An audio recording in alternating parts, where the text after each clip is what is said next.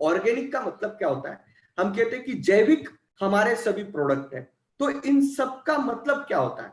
तो जैविक का मतलब ये होता है कि प्राकृतिक तरीके से ये प्रोडक्ट की निर्मित की गई है। अभी प्राकृतिक तरीके से मतलब क्या है? नैसर्गिक तरीके से मतलब क्या? यानी कि ये जैविक टेक्नोलॉजी यानी कि जैव तंत्रज्ञान का इस्तेमाल करके, बायोटेक्नोलॉजी का इस्तेमाल करके नेचुरल कंटेंट मतलब जो प्रकृति में नैसर्गिक तरीके से जो कंटेंट अवेलेबल है, उन सभी कंटेंट का इस्तेमाल करके ये प्रोडक्ट की निर्मित की गई है। इसलिए इस सभी प्रोडक्ट को हम जैविक प्रोडक्ट कहते हैं। अभी जैविक प्रोडक्ट इस्तेमाल करने का फायदा क्या है? फिर जैविक प्रोडक्ट जो होते हैं ये 100% जो होते हैं ये इको फ्रेंडली होते हैं। अभी आप बोलेंगे फिर इको फ्रेंडली का मतलब क्या होता है? इको फ्रेंडली ये होता है कि ये प्रोडक्ट किसी भी तरह का नुकसान नहीं करते या फिर किसी भी तरह की हानि नहीं पहुंचाते। किसको? मनुष्य को, पर्यावरण को। पर्यावरण में बहुत सारी चीजें आती है, पानी हो गया, उसी के साथ हम पशु हो गए, उसी के साथ माइक्रो ऑर्गेनिज्म हो गए, मित्र कीटक हो गए, हमारी फसल है। इस किसी भी तरीके का नुकसान इस ऑर्गेनिक प्रोडक्ट से नहीं होता। इसकी वजह से ये ऑर्गेनिक प्रोडक्ट जो होते हैं ये इको फ्रेंडली कैटेगरी में आते हैं, यानी कि ये प्रकृति को किसी भी तरह का नुकसान नहीं पहुंचाते।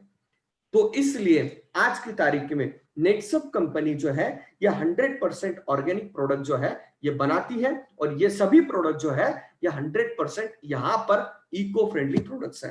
तो अभी हम प्रोडक्ट्स की एक एक जानकारी लेने से पहले हम जो प्रोडक्ट है ये कहां पर इस्तेमाल करते हैं? फसल के लिए इस्तेमाल करते हैं, अलग अलग क्रॉप्स के लिए इस्तेमाल करते हैं, अलग अलग पौधे के लिए हम ये जो है ये हम प्रोडक्ट्स इस्तेमाल करते हैं। और हम किसान भाइयों को बोलते हैं कि आप अगर इस प्रोडक्ट का इस्तेमाल करते हैं तो आपका जो खर्चा है ये लगभग 15 से 20% तक कम हो जाएगा, और आपका उत्पाद जो है ये 25 से 40% तक आपका ये उत्पाद बढ़ जाएगा।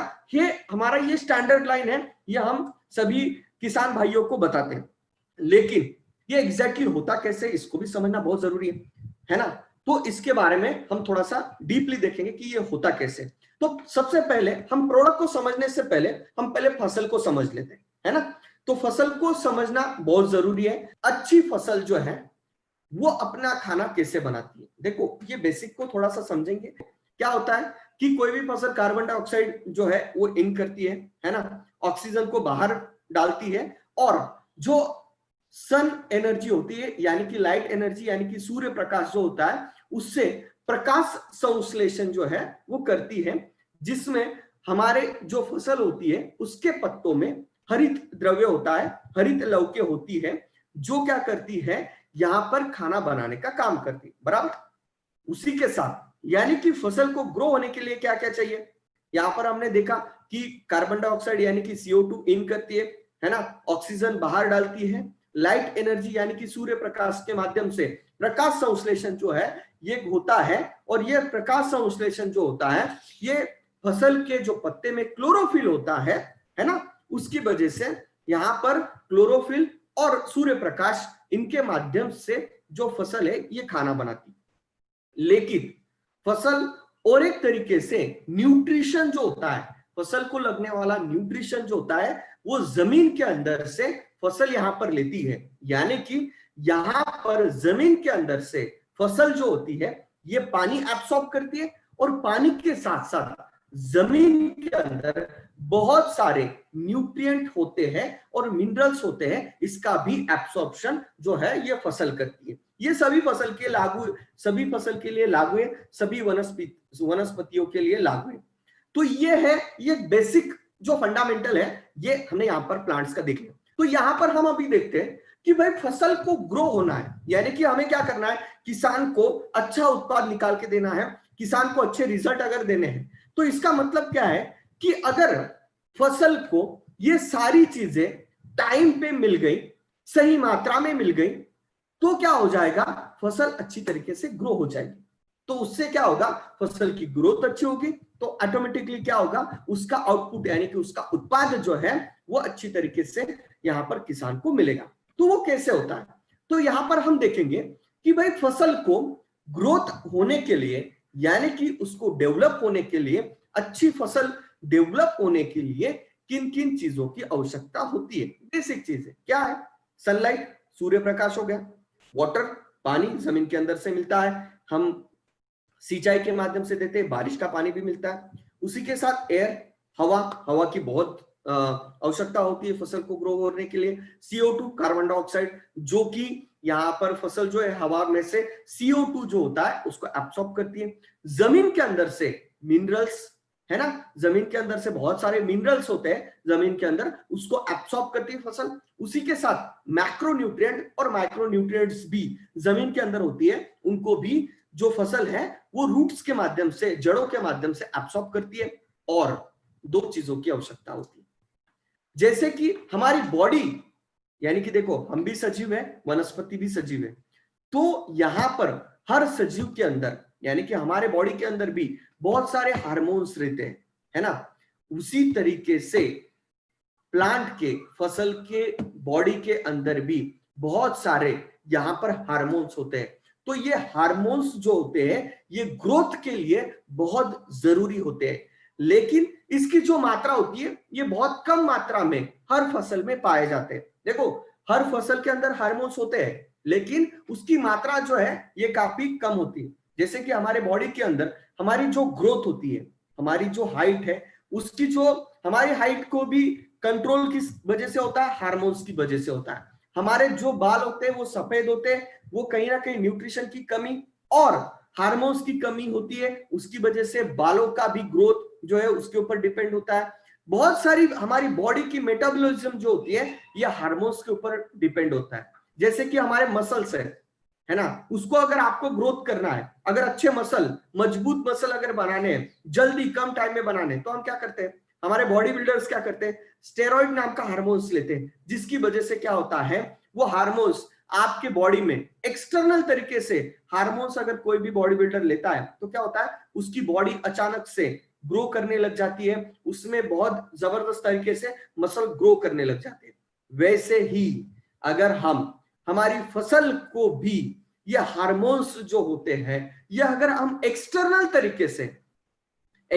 तरीके से हम अगर इसको देते हैं तो उसकी वजह से जो यहां पर हमारी जो फसल होती है उसके बॉडी के अंदर जो हार्मोन्स है वो कम मात्रा में, लेकिन हम ये हार्मोन्स एक्सट्रैक्ट करके हम इसे ज्यादा मात्रा में बना के हम फसल को हम फिर से इसके ऊपर छिड़काव करेंगे तो क्या हो जाएगा, फसल जो है ये अच्छी तरीके से और जबरदस्त तरीके से ग्रो करेगी।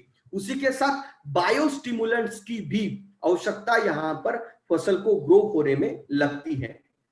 तो यहां पर ये सारी चीजें जो है ये प्लांट ग्रोथ को बहुत बढ़िया तरीके से रेगुलेट करती है। तो ये सारे एलिमेंट्स हमने लगभग यहां पर 7 से 8 ऐसे एलिमेंट्स है जो बेसिक एलिमेंट्स है जो कि फसल को ग्रो होने के लिए चाहिए। अभी हम ये देखेंगे कि क्या ये सारे एलिमेंट्स हम हमारे प्रोडक्ट्स के माध्यम से दे सकते हैं क्या। देखो सनलाइट तो नेचुरल तरीके से मिलता है, हवा पानी नेचुरल तरीके से मिलता है, कार्बन डाइऑक्साइड नेचुरल तरीके से मिल जाता है। तो बचे कौन सी चीजें, minerals, micronutrients, macronutrients, plant hormones, यानी कि हम इसे प्लांट ग्रोथ रेगुलेटर्स कहते हैं। मार्केट में आप चले जाओ तो उसे PGR कहते हैं, प्लांट ग्रोथ रेगुलेटर्स, जिसे हम आसान भाषा में क्या कहते हैं, हम इसे टॉनिक कहते हैं, बराबर, टॉनिक कहते हैं जिसे हम प्लांट ग्रोथ रेगुलेटर्स, हम टेक्निकल भाषा में प्लांट हार्मोन्स कहते हैं, PGR, प्लांट ग्रोथ रेगुलेटर का शॉर्ट फॉर्म हो गया PGR। उसी की तरह बायोस्टिमुलेंट्स की भी आवश्यकता होती है। तो ये 5 से 6 एलिमेंट्स क्या हम हमारे प्रोडक्ट के माध्यम से दे सकते हैं क्या, उसके बारे में हम देखेंगे। वैसे ही हमने कुछ एलिमेंट्स देखे कि प्लांट को ग्रोथ होने के लिए कौन से एलिमेंट्स की आवश्यकता होती है। अभी हम ये देखेंगे कि भाई प्लांट को ग्रोथ होने में कौन लोग प्रॉब्लम क्रिएट करते हैं या फिर उसको ग्रोथ होने से कौन रोकता है। ऐसे कौन लोग हैं कि प्लांट को अच्छी तरीके से ग्रो नहीं होने देते। एक सबसे बड़ी चीज होती है प्लांट न्यूट्रिएंट डिफिशियंसी। मतलब क्या, जैसे कि हम ये बोलते हैं कि कोई बालक को हम अगर देखते हैं वो अगर दुबला पतला है तो क्या बोलते हैं, ये कुपोषित है क्या, यानी कि सही मात्रा में ये खाना नहीं खा रहा है क्या, सही मात्रा में उसको न्यूट्रिशन नहीं मिल रहा है, जिसकी वजह से हम नेचुरोमोर में बहुत अच्छी तरीके से काम करते हैं, हमें पता है कि न्यूट्रिशन क्या होता है ना। तो प्लांट न्यूट्रिशन वैसे बहुत जरूरी होता है। अगर सही मात्रा में प्लांट को न्यूट्रिशन नहीं मिला, यानी कि सही मात्रा में उसको मैक्रोन्यूट्रिएंट माइक्रोन्यूट्रिएंट क्या होते हैं वो बाद में हम देखेंगे, उसके साथ मिनरल्स नहीं मिले, तो क्या होता है कि बहुत सारे प्लांट्स में हमें अलग अलग तरीके के सिम्टम्स दिखाई देते हैं, है ना। जैसे कि विल्टिंग मतलब क्या होता है, प्लांट सूख जाता है, जो फसल होती है वो पीली हो जाती है, सूख जाती है ना। उसी के साथ जो जड़ें हैं ये पूरी तरीके से सूख जाते हैं, येलोइंग हो जाता है, काले हो जाते हैं। जो फसल है पूरी तरीके से, मतलब आप कहेंगे कि उसके पत्ते की जो साइड की जो लाइन होती है वो धीरे धीरे ड्राई होने लग जाती है। ये किसकी वजह से होता है कि प्लांट न्यूट्रिएंट डिफिशियंसी की वजह से ये सारी चीजें होती हैं। ये माइक्रोन्यूट्रिएंट और मैक्रोन्यूट्रिएंट की डिफिशियंसी की वजह से ये सारी चीजें होती है। उसी के साथ और एक चीज होती है इंसेक्ट और पेस्ट। इंसेक्ट और पेस्ट आप बोलेंगे कि यार इंसेक्ट, पेस्ट और डिसीज ये अलग अलग चीजें क्या? हाँ, 100% अलग अलग चीजें। इंसेक्ट और पेस्ट क्या होता है, देखो जो आंखों को दिखते हैं, है ना, जो आपको आंखों में दिखाई देते हैं, जैसे कि सकिंग पेस्ट। सकिंग पेस्ट मतलब क्या होता है ये मैं आपको डीपली बताऊंगा कि जैसे कि जो फसल के रस जो होता है, सैप जो है उसको एब्सॉर्ब करते हैं, सक करने का काम करते हैं, उसे सकिंग पेस्ट कहते हैं। जिसके अंदर हरे मच्छर होते हैं, व्हाइट फ्लाई आते हैं, ऐसे बहुत सारे जो है सकिंग पेस्ट बहुत सारे फसल के ऊपर आते हैं। उसी के साथ कैटरपिलर। कैटरपिलर मतलब क्या, इल्ली हम जिसे कहते हैं, गुजरात में इसको ईडर कहते हैं, ऐसे बहुत सारे अलग अलग इसके नाम हैं। तो सकिंग पेस्ट जो है ये फसल के ऊपर आते हैं। उसी के साथ रूट्स जो होते हैं उसके ऊपर भी बहुत सारे पेस्ट और इंसेक्ट का अटैक होता है, जो कि आपको आंखों से दिखाई देते हैं कि ये फसल के ऊपर होता है।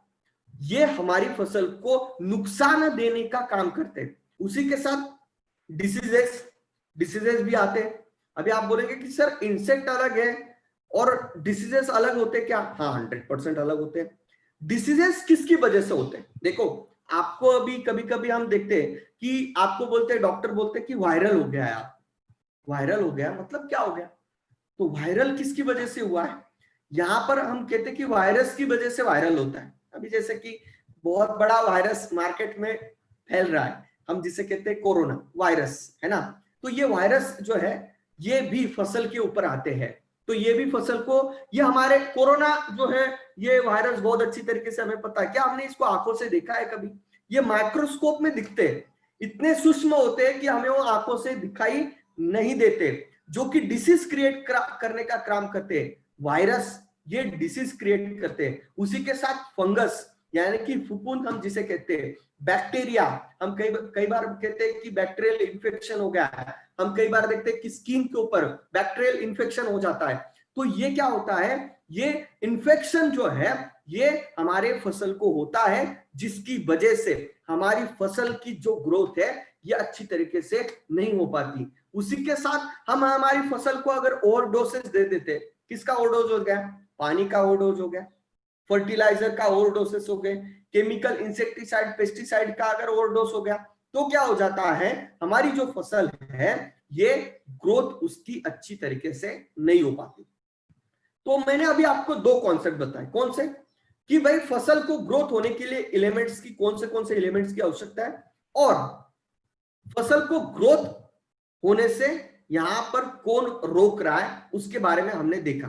तो हम अभी हमारी फसल को अच्छी तरीके से ग्रो करने के लिए और हमारी फसल को बचाने के लिए नेटसप के पास क्या ऑप्शन है, क्या प्रोडक्ट्स है, उसके बारे में हम यहां पर अभी देखेंगे।